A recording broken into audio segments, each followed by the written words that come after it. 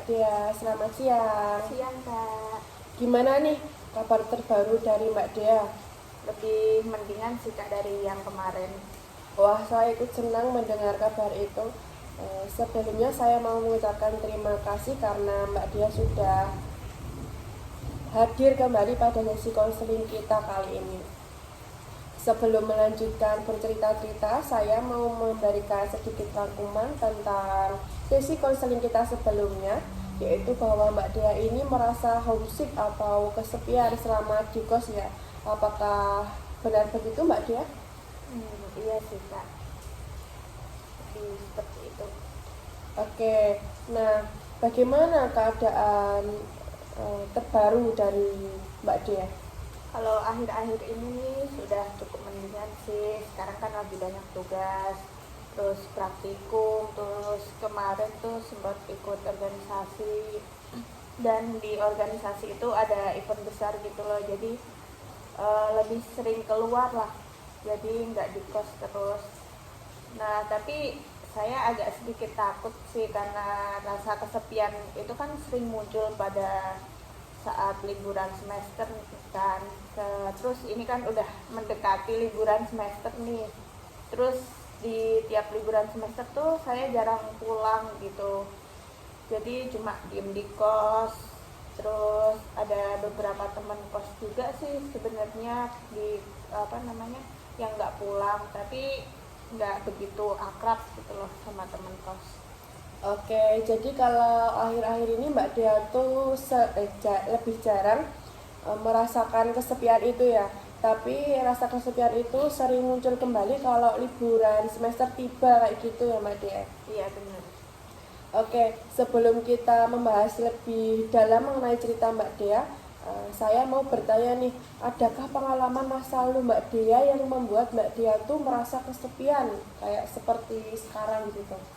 Ada sih Kak, dulu kan ke apa namanya saya sering ditinggal nih sama orang tua kan, yang ayah pergi keluar kota, terus ibu saya kan jarang juga di rumah gitu kan, paling di rumah kalau malam. Jadi kalau siang tuh abis pulang sekolah tuh jadi ngerasa kesepian gitu loh. Oke, sepertinya apa yang Mbak Dea rasakan sekarang itu sangat sangat dipengaruhi oleh pengalaman masa kecil Mbak Dea yang dulunya sering ditinggalkan oleh kedua orang tua untuk bekerja ya. Kalau menurut Mbak Dea sendiri, apakah itu saling berkaitan? Mungkin saling berkaitan sih Kak, lumayan. Oke, kalau gitu sekarang kita boleh lebih cerita lebih dalam lagi. Tadi kan saya sempat dengar kalau Mbak Dea ini bercerita jarang pulang setiap liburan semester. Tapi Mbak Dea ini selama di kos merasa kesepian. Bener. Di sisi lain Mbak Dea nggak mau buat mulai berinteraksi dengan teman-teman di kos yang nggak pulang kayak gitu. Menurut Mbak Dea sendiri, apakah yang lebih berat antara perasaan kesepian yang Mbak Dea rasakan atau rasa canggung untuk memulai berinteraksi dengan teman-teman kos? Sebenarnya tuh dua-duanya berat sih, tapi kalau kesepian terus juga nggak enak gitu loh Kak. Menarik. Jadi sebenarnya meskipun Mbak Dea ini merasa canggung untuk memulai berinteraksi dengan teman-teman kos, sebaiknya mulai sekarang Mbak Dea pelan-pelan berinteraksi dengan lingkungan sekitar kos seperti tetangga kos atau teman-teman yang ada di kos yang nggak pulang kayak gitu. Mulai interaksinya tuh mulai sapa-sapaan dulu aja, kalau ketemu di dapur atau di ruang tengah, di ruang tengah sapa-sapaan, nanti lama-lama juga akrab sendiri. Ya, mungkin bisa sih saya coba seperti itu. Oke, semangat ya Mbak Dea. Saya sangat mengerti perasaan kesepian yang Mbak Dea rasakan saat ini, karena dulunya saya juga mempunyai perasaan yang sama seperti homesick saat saya. Jadi dulu tuh saya merasa kesepian saat saya pertama kali merantau untuk kuliah dan jauh dari orang tua. Namun saat itu saya memulai hal-hal kecil untuk mengurangi kesepian saya. Ya seperti yang saya bilang tadi, saya mulai berinteraksi dengan tetangga kos atau teman-teman kos kayak gitu. Itu menurut saya bisa mengurangi rasa kesepian yang saya rasakan sih Mbak. Oke. Oke, sekarang saya bisa melihat sedikit senyuman pada diri Mbak Dea, tapi saya juga melihat kesedihan pada mata Mbak Dea.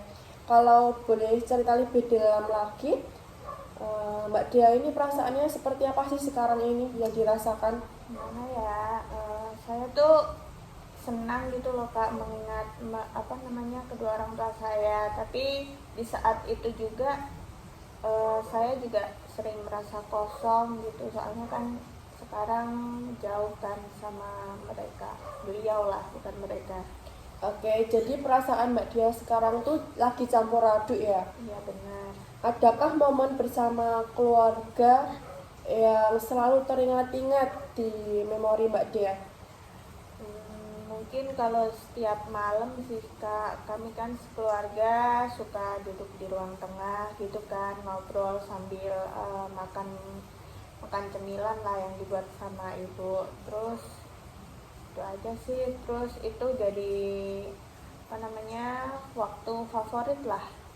Oke, menurut saya itu merupakan sesuatu momen yang hangat bersama keluarga gitu ya Mbak. Iya benar. Oke, kalau gitu sekarang saatnya kita masuk ke tahap mengambil langkah-langkah yang konkret untuk mengurangi rasa kesepian yang sering Mbak Dia rasakan saat liburan ya. Kalau dari sepengetahuan Mbak Dia sendiri, apakah langkah-langkah yang sering orang lakukan untuk mengurangi perasaan kesepian itu? Mungkin bisa sih kalau apa namanya kayak bermain sama temen gitu, berinteraksi sama teman kos, terus apa namanya mungkin bisa dari membuat cemilan yang sering dibuat di rumah gitu. Itu sudah merupakan langkah yang baik dan benar, tapi kita sekarang mau mencoba langkah-langkah lain untuk mengurangi rasa kesepian yang Mbak Dia rasakan ya. Homesick itu hal yang wajar kalau kita lagi jauh dari keluarga atau rumah gitu ya. Tetapi ada beberapa cara untuk mengurangi rasa homesick itu. Yang pertama, Mbak Dia bisa menciptakan rasa terhubung dengan keluarga. Itu Mbak Dia bisa memulainya dengan menjadwalkan secara rutin kapan harus telepon orang tua atau video call. Oke sih kalau itu. Oke, yang kedua, Mbak Dia juga perlu menciptakan rasa rumah itu di kosmu yang sekarang. Mbak Dia bisa memulainya dengan membawa barang-barang yang bisa menciptakan rasa rasa nyaman kayak di rumah gitu, seperti foto keluarga atau barang-barang kesayangan yang Mbak Dia punya kayak gitu. Itu mungkin bisa sih Kak dicoba, nanti kan minta tolong orang rumah buat ngirimin barang-barangnya gitu kan. Oke, bagus sekali. Nanti kita evaluasi kemajuan ini di sesi berikutnya ya Mbak Dea. Oke Kak. Oke, berhubung sesi ini waktunya tinggal sedikit, saya mau mengasih kesimpulan sedikit tentang sesi konseling kita pada hari ini. Oke, kesimpulannya bahwa hari ini kita sudah banyak berdiskusi mengenai perasaan kesepian yang Mbak Dea sering rasakan, terutama pada liburan semester tiba kayak gitu. Terus kita juga sudah membahas beberapa langkah yang dapat Mbak Dea lakukan untuk mengurangi rasa kesepian tersebut. Yang pertama yaitu dengan memulai berinteraksi dengan lingkungan sekitar kos, tetangga kos atau teman-teman di kos yang nggak pulang kayak gitu. Yang kedua, Mbak Dia bisa membawa barang-barang kesayangan Mbak Dea atau foto keluarga ke kos. Yang ketiga, Mbak Dea bisa menciptakan rasa terhubung dengan menjadwalkan secara rutin telepon dengan orang tua kayak gitu. Insya Allah. Nah, sekarang gimana perasaan Mbak Dia setelah tadi kita sudah mencari solusi atau langkah-langkah untuk mengurangi kesepian yang Mbak Dia rasakan? Udah lebih mendingan sih Kak, udah nantilah dicoba. Oke, itu kabar baik, saya ikut senang mendengarnya. Langkah-langkah kecil seperti itu bisa membantu, dan ingat bahwa kamu tidak sendiri dalam menghadapi perasaan kesepian ini.